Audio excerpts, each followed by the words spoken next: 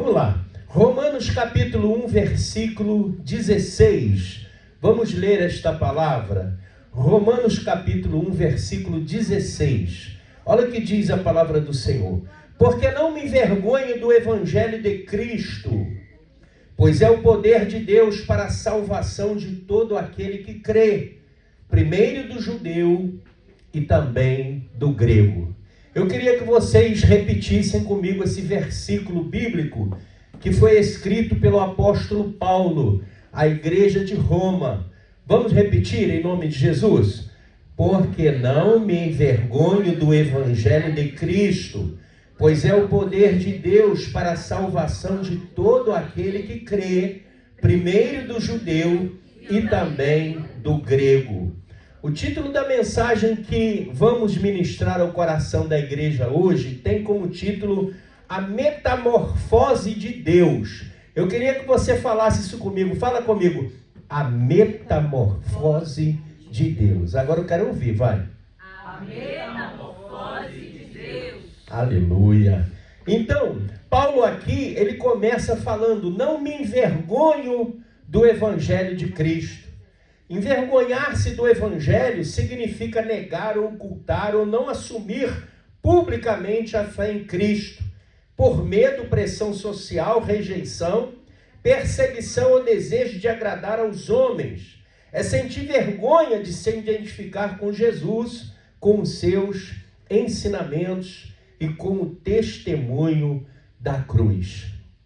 Talvez você esteja dizendo para mim assim, pastor, mas eu não faço isso. Onde eu vou, eu tenho a alegria, o prazer de dizer que eu sou salvo, que eu sou cristão, que eu sou um servo de Deus. Mas eu quero dizer para você que todos nós pensamos assim, eu penso assim, mas pode acontecer de chegar um momento em que você, por uma pressão, por uma coisa qualquer, você acabe não dizendo que você é uma pessoa de Deus, que você é um evangélico, que você é um cristão. O apóstolo Pedro, por exemplo, ele fala, jamais eu negarei ao Senhor. Ele diz, jamais eu negarei ao Senhor. Pedro fala isso. Olha só, Mateus 26, 33 ao 35. Pedro era um apóstolo. Pedro era um homem que andava com Jesus. E ele fala isso para o Senhor. Ó, vamos lá, cadê? Mateus 26, por favor. 26, do 33 ao 35. Começa no 33. Mas Pedro respondendo disse-lhe, ainda que todos se escandalizem em ti, eu nunca me escandalizarei. Olha o 34. Disse-lhe Jesus, em verdade te digo, que nesta mesma noite, antes que o galo cante, 3 vezes me negarás. Aí o 35. Disse-lhe Pedro, ainda que me seja mister morrer contigo, não te negarei. E todos os discípulos disseram o mesmo. Olha que situação.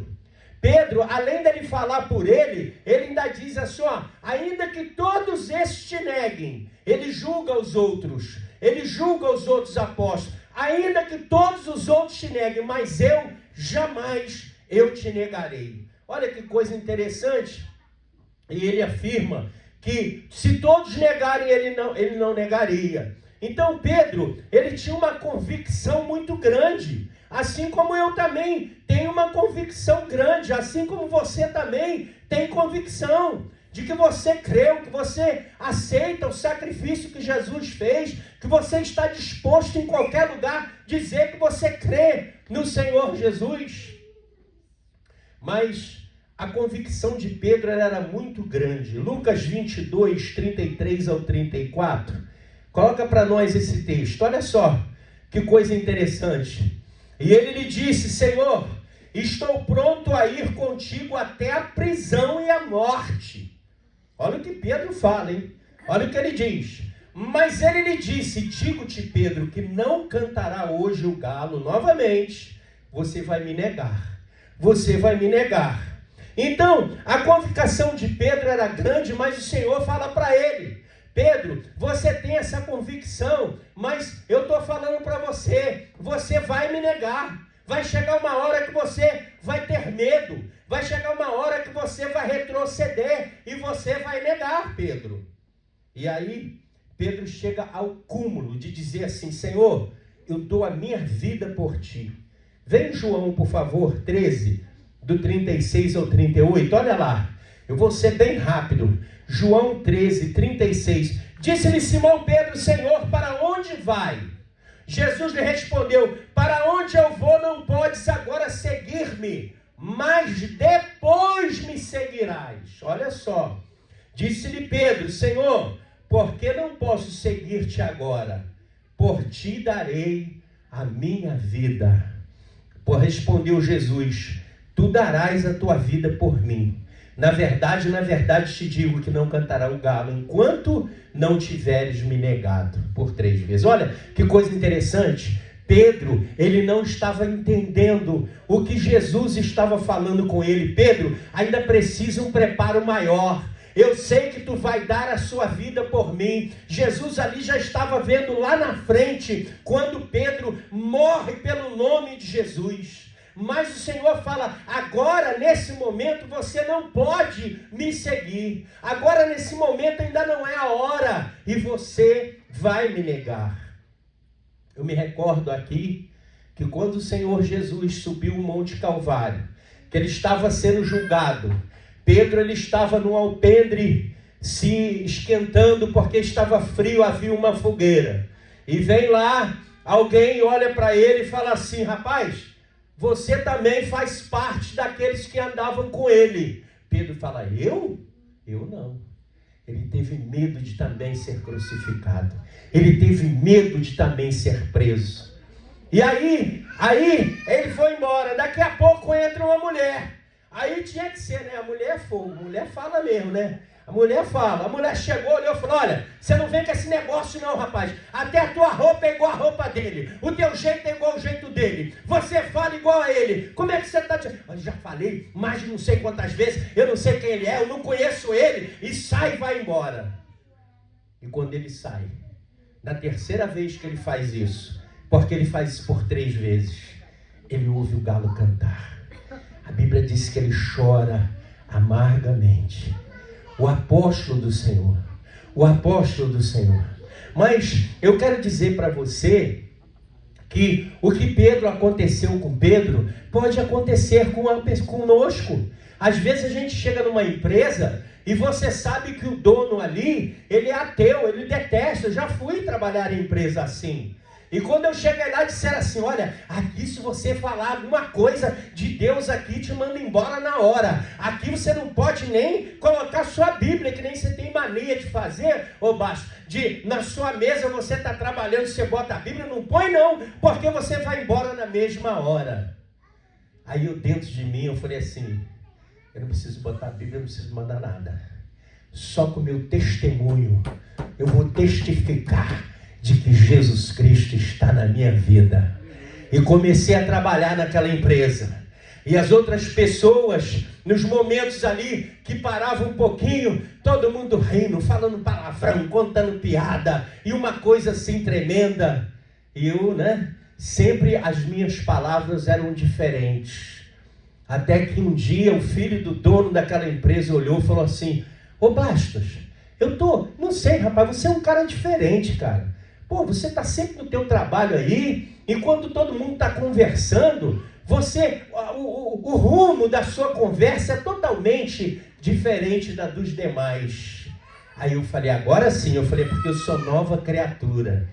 Aí ele me olhou, riu, não entendeu nada, mas a semente começou a ser plantada naquele coração.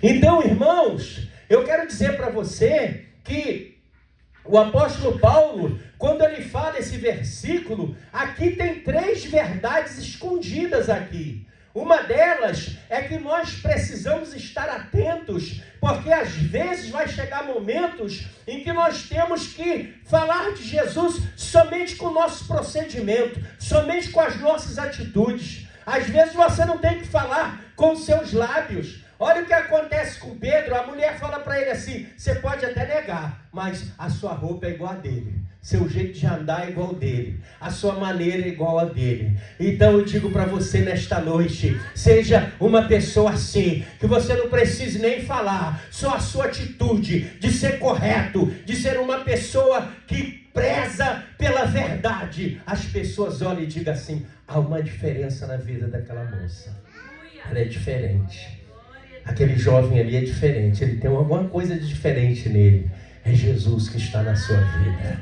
E até sem palavras nós podemos externar isso. Aí nós vemos aqui o apóstolo Paulo, ele falando uma coisa interessante. Por que Paulo, ele fala, volta lá em Romanos, volta lá no texto básico, por favor. Romanos 1:16. Olha só o que ele diz. Romanos 1:16. Não me envergonho do evangelho de Cristo, pois é o poder de Deus para a salvação de todo aquele que crê. Então, Paulo está falando que o evangelho, ele não se envergonhava, porque ele era o poder de Deus, ou seja, não é uma filosofia humana, não é uma filosofia, não é algo filósofo, é o poder de Deus. Por isso ele não se envergonhava. É uma força do próprio Deus que transforma. Filosofia não transforma. Filosofia não muda a vida. Filosofia não muda caráter. Filosofia não muda uma pessoa da água para o vinho. Filosofia não muda uma pessoa que é viciada nas drogas, viciada no álcool, viciada nos opioides, em uma pessoa totalmente livre. Pessoas que são acorrentadas pelos vícios, pela prostituição, pelas drogas. Pessoas que estão amarradas por tantas coisas horríveis. E quando ele conhece o Evangelho é poder. Fala comigo, o Evangelho é poder. Ele não é filosofia, ele é poder. Capaz de transformar, capaz de mudar. Eu me recordo que houve uma época na minha vida que eu estive longe do Senhor. Não digo que eu estava desviado, porque a semente estava no meu coração. E eu com cabelo grande, naquela época os jovens usavam cabelo grande. E junto com muitos amigos, e nós já estávamos preparados para ir para um baile, e um amigo estava com um carro, era um Opala, um carro grande, e tinha muitas meninas, e nós tínhamos tudo que você possa imaginar. Tinha lança-perfume, tinha maconha, tinha cocaína, tinha cachaça, tinha uísque, tudo que você possa imaginar. E de repente eu estava ali, e de repente uma coisa fala dentro do meu coração assim: foi para isso que eu te salvei da morte? Foi para isso que eu te ressuscitei com 3 dias de morto? Para você estar fazendo essas coisas? Foi para isso que eu te chamei? Foi para isso que eu te dei vida novamente? E eu olhei assim para eles e disse assim: olha, a partir de hoje eu estou mudando de vida. Eu estava com 19 anos nessa época. Ainda não era nem batizado nas águas. Fui criado na igreja, meu pai pastor. Mas chegou uma época que entrou em meu coração uma revolta. Eu falei: eu não quero me batizar, eu não quero mais saber de nada disso. E naquele dia eu tive um encontro real, transformador. Naquele dia o evangelho que é poder, que não é uma filosofia. Eu busquei nas filosofias. Eu li livros de Hermann Hesse, eu li livros de filósofos de transformação pela meditação, transformação pela mente positiva. Nada daquilo satisfazia a minha alma. Tinha alguma coisa faltando dentro de mim, alguma coisa faltava. Eu não tinha uma alegria completa. E nesse dia eu pude sentir que a minha alegria, para ser completa, eu precisava de uma transformação. E aí eu olho para eles e disse assim: olha, vocês vão que eu não vou não. Você está maluco? Não vou não.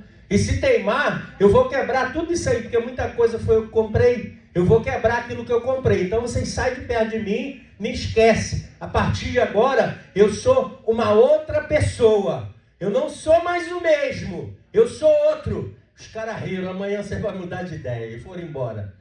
E eu fui para casa. quando eu entrei dentro do meu quarto, eu senti como se uma bola de fogo caísse na minha cabeça, assim, fosse até os meus pés. E eu não me lembro quanto tempo eu fiquei prostrado ali, chorando, clamando a Deus, falando: Senhor, inunda o meu ser. E aí eu pude sentir aquela comunhão com o Senhor. Eu pude sentir que algo mudou dentro de mim. Eu já levantei no outro dia uma outra pessoa, uma nova criatura. Aí eu olhei para minha avó, que já dorme no Senhor, e falei: vovó, a paz do Senhor. Aí ela olhou e falou: rapaz, tu não brinca com as coisas de Deus. Eu disse: não, a partir de agora eu sou uma nova criatura. Ela disse: eu só acredito se você for. Tem um barbeiro aqui, ele está sentado ali. Se você chamar ele e mandar derrubar essa cabeleira sua. Eu falei: agora, chama o barbeiro. Derruba a cabeleira. Derruba. Vou me transformar agora. É por dentro, é por fora. Porque por dentro eu já estou mudado. Eu já estou transformado. Não que você não possa ter o cabelo grande. É que naquela época foi um desafio que a minha avó fez. E eu aceitei aquele desafio. E me batizei. E deixei de fazer direito para fazer teologia. Me formei e estou aqui pregando o Evangelho para vocês. Sabe por quê? Porque o Evangelho, ele é o poder de Deus. Agora, essa palavra poder é uma tradução do grego dínamos, de onde vem a palavra dinamite. Olha que coisa interessante. Olha que coisa interessante. Não me envergonhe do Evangelho de Cristo, pois é o poder de Deus. Esta tradução aí, ela vem do grego dínamos, que quer dizer dinamite. Quer dizer dinamite. Então o poder de Deus, ele pode explodir aquele coração duro, aquele coração de pedra, aquela pessoa que é cruel, aquela mulher que é má, aquele homem que é mau. O poder do Espírito Santo, o Evangelho, o poder de Deus, ele pode fazer com que haja uma explosão e haja então uma metamorfose, uma transformação completa da água para o vinho, na vida de você que está comigo ao vivo pela internet e vocês que aqui estão. E aí ele termina falando: não me envergonhe do Evangelho de Cristo, pois é o poder de Deus para salvação. Salvação. Essa palavra salvação, ela não é uma teoria. Ela não é uma teoria. Por quê que ela não é uma teoria? Porque ela é algo prático. A salvação, ela é uma salvação, ela é completa. Completa. Ela pode operar o perdão dos pecados, a reconciliação com Deus e a transformação.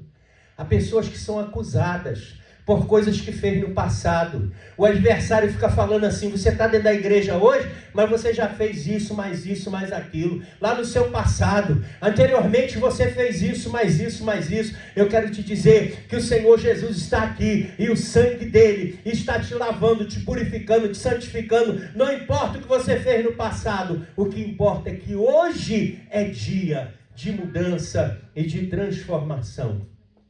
E ele conclui: primeiro do judeu e também do grego. Aqui ele está falando que a salvação, que o Evangelho não é só para uma camada de elite, não é só para o judeu, não é só para os ricos, não é só para os milionários, é para todo aquele que crê, qualquer pessoa que crê.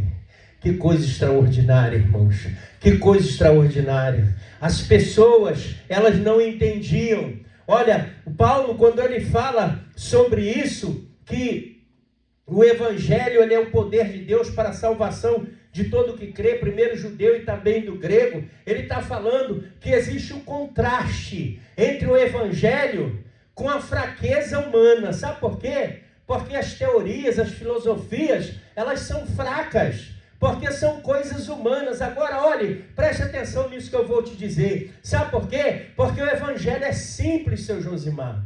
As pessoas diziam assim: como é que pode uma coisa tão simples assim? Só eu crer, tudo aquilo que eu fiz de ruim vai ser apagado. Só eu crer e olhar para Jesus na cruz. O senhor não sabe, pastor, eu já fiz tanta coisa errada, mas é isso mesmo. O Evangelho de Jesus é simples. É nessa simplicidade que você recebe pela graça de Deus, sem precisar pagar, sem precisar comprar, sem precisar fazer sacrifício. Você recebe de graça a paz, o perdão em sua alma.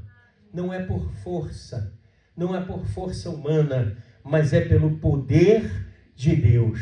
É pelo poder de Deus. Diferente das filosofias ou do poder político.